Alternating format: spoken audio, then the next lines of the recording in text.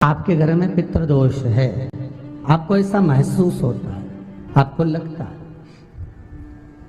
तो किसी भी नवरात्रि के पहले जो अमावस्या पड़ती है, गुप्त नवरात्रि, तो अंदाजा लगाइए। तो जिस दिन अमावस्या रहे उस दिन चावल की कटोरी में एक कपूर का टुकड़ा रख दीजिए महाराज, छोटा सा, और कपूर का टुकड़ा रखकर उस कपूर को दरवाजे के बाहर कटोरी में ही, चावल रखी हुई कटोरी में ही उसको पितरों का स्मरण कर कर जला दीजिए।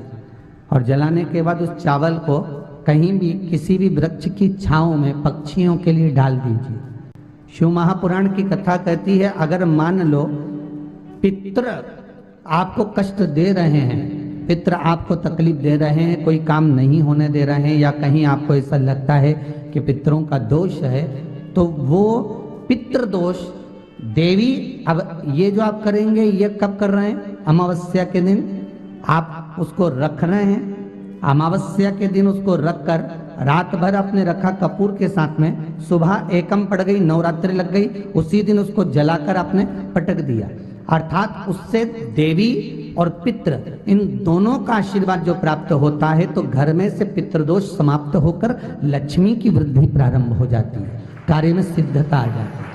7 स्थान शिवलिंग के बताए हैं जहां पर भूल से भी अगर कोई चंदन की उंगलियां लगा देता है, 7 स्थान ऐसे हैं जहां चंदन की मात्र उंगलियां लगा देने से ही शिव पितृलोक के पितरों को मुक्ति प्रदान करके वैकुंठ लोक का निवास दे देते हैं।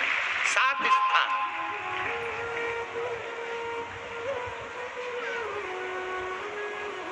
और वो 7 स्थान जो चंदन के बताए गए, पहला भगवान देवाधिदेव महादेव के शिवलिंग पर चंदन का लेपन।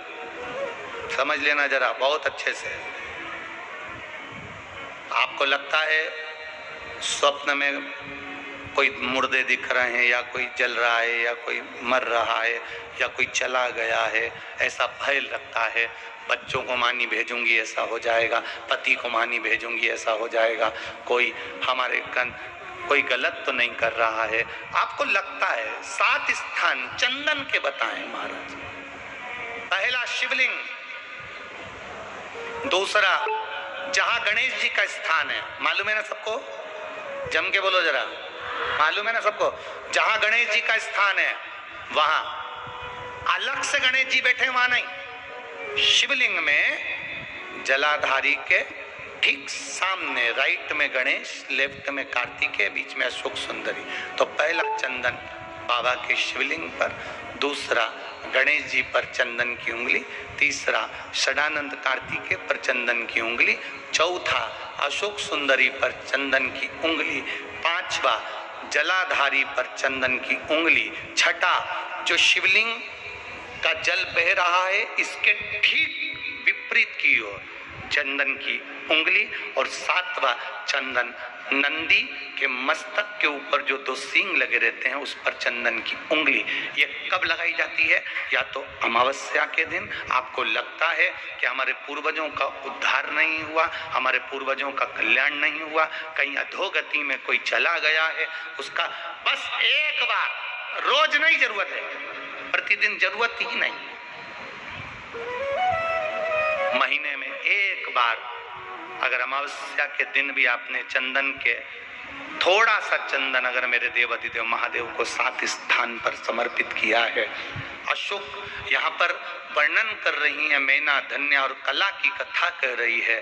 तीनों ने सनकादि ऋषियों से मांगा।